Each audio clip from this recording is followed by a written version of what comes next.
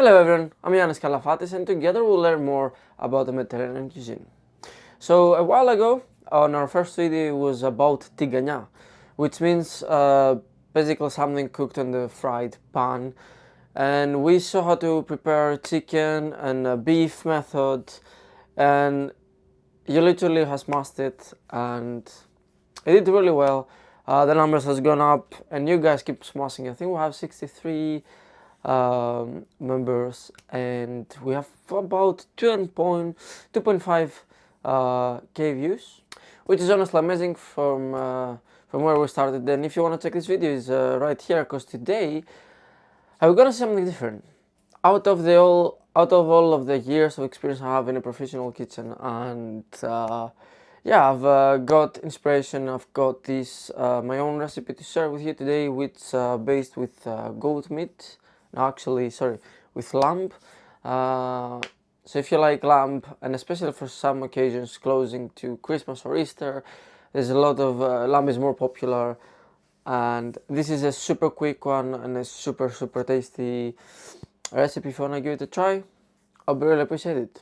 Before we have a closer look, make sure to check the actual recipe, which is on our website yanniskalafatis.com, or the link will be down in the description. And as you're down there, if you haven't done already, click the red button and join us. That supports a lot. So today we have one special ingredient that we're gonna use, which is a goat cheese that has been cave-aged and is produced in Somerset. It's very popular. It's one of my favorites. I love goat cheese. And we also got goat's butter. Again, you can follow the recipe to check all the ingredients.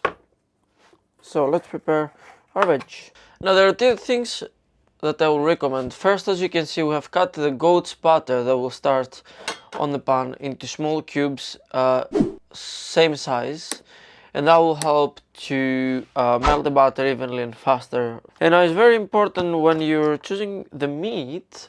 So we have got neck today, and the reason we have got neck is if you go for legs or part of the animal that the animal uses quite a lot, is full of fibers, and it's gonna be like really chewy and hard meat, which we can use better for stews.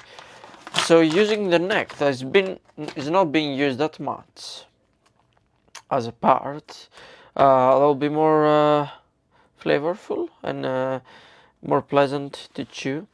So as we got it here, we're gonna cut right in the middle a little bit to open it like a butterfly. There you go.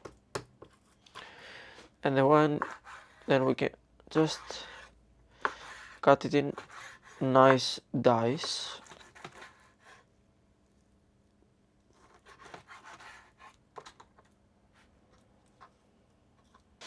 And for the tigania, it's very important you choose also meat with fat, as that will enhance the flavor. Alright, so here we've got all of our ingredients ready, and then some goat butter on the pan ready to go. Just before we even start, make sure you've got all of your ingredients in front of you. As you can see, we're prepared and ready to go, because as I said, it's really fast, and then you just need to follow the process, let it cook, and that's it. It's really fast. So yeah, let's go. Turn on the heat. One of the few recipes I cook with butter, by the way, but goat's butter, I love it. There's nothing like the plain butter.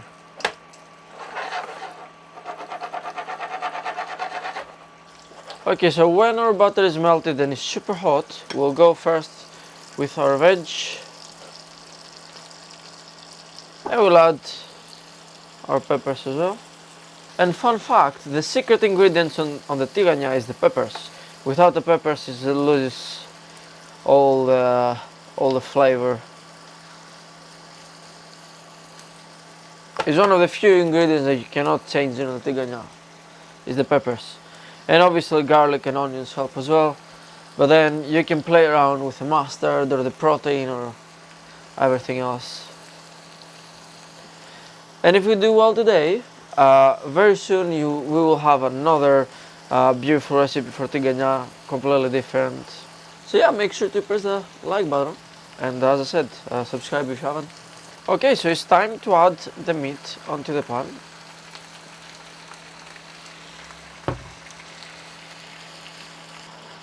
Now as you can see, the meat plus the veg have got all their juices out, as you can see down here. So we're gonna leave it on high heat to evaporate most of the liquid so we can deglaze. So for now we're gonna let it cook on high heat. Okay, so the excess liquid has evaporated and we have only got left the butter. So what we're gonna do, we're gonna get some white wine and put it in. Now we keep it on high heat, we let the alcohol evaporate so we keep the flavors from the wine.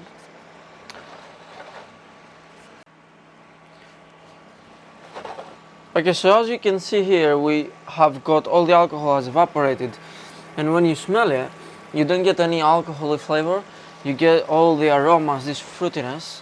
So now what we're going to do, we're gonna get a good amount of mustard in here.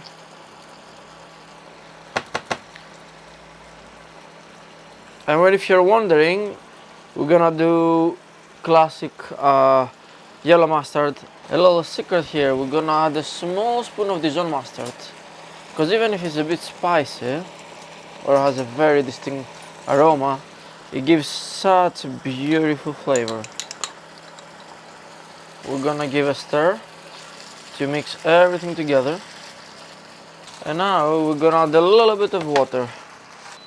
If you have got stock, you can obviously use stock instead of water. And if you're wondering how to make a good stock, you can watch our previous video that we made a beautiful chicken stock. It's the base for all the stews and most of the kitchen preparations. Alright, so that we'll leave that to cook and reduce a little bit, and then we'll finish with the cheese to make a beautiful, nice glazy sauce. We're gonna reduce to medium high heat. We don't want strong heat anymore. And let it go. It has thickened, it has formed a beautiful sauce. And what we're gonna do, we're gonna add a good amount of cheese, the one I showed you before, the goat cheese. That literally hasn't got like as much as a strong aroma as the other goat cheese. It's quite nutty and earthy and very, very mild. So we're gonna mix it in, let it melt. Some Greek oregano, wild oregano. We're gonna go a good amount. Some savory. And finally some cayenne pepper. Be careful, you don't want to add too much, it'll be spicy. Now we're gonna give it a good mix. The cheese should be soft, and if it hasn't melted, you can just push it a little bit with your spatula to help melt faster. But if it doesn't melt, you just open the heat on the lowest possible setting just to go very, very gentle. Guys, and honestly, like, it looks like it takes ages, but it's so fast when you know what you're doing. So the first time it's gonna take a bit longer, but as soon as you know what you're doing, like, this can accompany a beautiful drink, a nice snack, and it's just so aromatic and beautiful.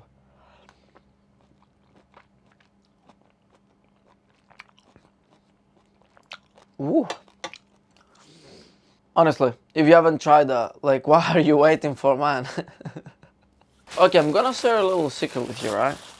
So what goes very well with that is bread. So this is one of the main reasons that we make such a creamy and beautiful rich sauce, because then while eating you can dip bread and have it like this is how it's done in Greece and the taverns, and people share, they have it like literally in the middle of the table and they all share, they get some on the plate, and then they either, if it's more like a restaurant, they'll obviously put it on their plate and then they dip bread there. So here is our beautiful Tigania. Look at this creamy sauce. You see that? Oh, I cannot wait to just get some bread and destroy that. So that was the part 2 for Tigania. This is another way to make it, and obviously we've got a lot more that are basically my own ideas. And yeah, if we do well, I'll have another one for you really soon. Just because, you know, what's one of my favorite things to do, is so quick. Doesn't need a lot of prep. Anyway, so make sure you check recipes down below on the link, or yanniskalafatos.com, and subscribe if you have to. It's this red button down below. It really supports us.